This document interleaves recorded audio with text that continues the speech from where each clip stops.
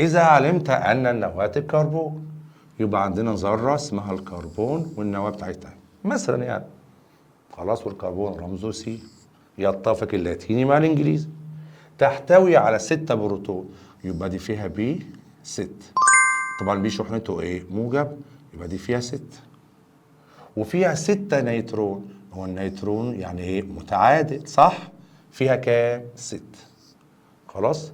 طيب يبقى جاب لي نواة بتاعت الكربون، قال لك فيها 6 بروتون و6 نيترون. في الحالة دي مين بيساوي عدد مين؟ ده عدد البروتون بيساوي عدد النيترون في الحالة دي.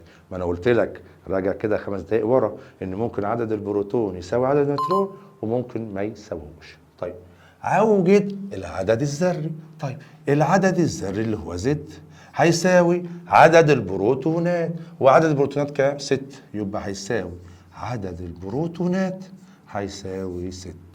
خلاص؟ 6 ايه؟ بروتون. طيب ادي اول حاجه، العدد الذري يساوي عدد البروتونات. المطلوب الثاني عدد الكتلي. العدد الكتلي اللي هو ايه؟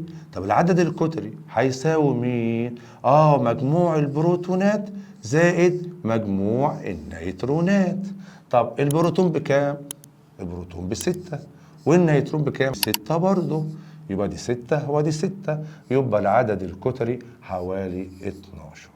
خلاص كده يا جماعه؟ نرجع بقى يا حبايبي بقى للمساله رقم 2.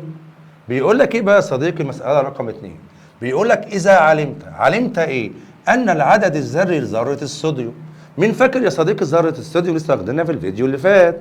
يا مستر، ده ذره الصوديوم كان الرمز بتاعها ان ايه؟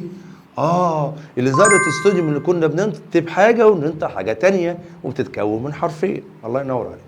ذره الصوديوم دي العدد الذري لها يعني تحت 11 اللي هو الزد، والعدد الكتلي 23. ماشي. عايز ايه بقى؟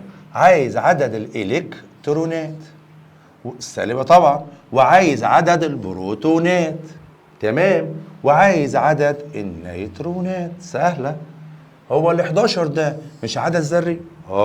يبقى عدد البروتونات 11 وبرضه عدد الالكترونات 11 عشان الذره متعادله، يبقى عدد البروتونات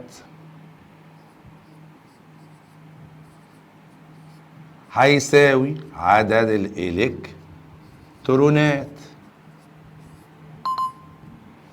هيساوي العدد الذري، يعني هيساوي كلهم كام؟ 11. طيب عايز العدد النيترونات. افتكر كده من شويه كنا خدنا يا صديقي ان عدد النيترونات اللي هو قيمه الايه اللي هو الكتلي هننقص منها قيمه الزد اللي هو الذري.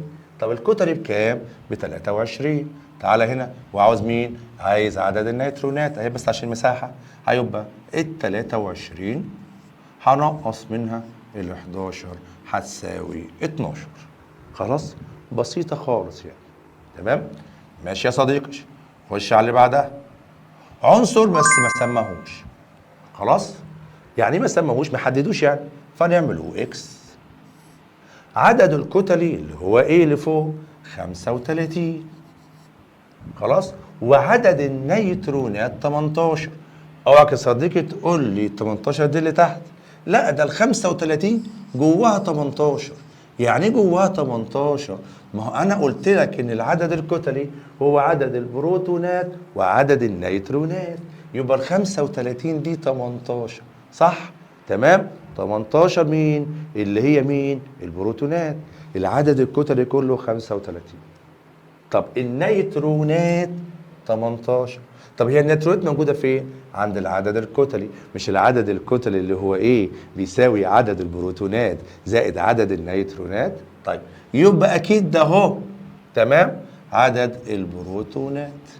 فاحسب عدد البروتونات، يبقى عدد البروتونات هتقول لي يساوي العدد الذري، ما جابليش حاجه عدد الذري.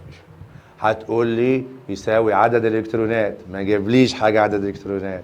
هيساوي ايه؟ اهي الكتلي 35 جواها 18 نيترون، فاضل كام؟ اطرح 35 ناقص 18 طلعت 17.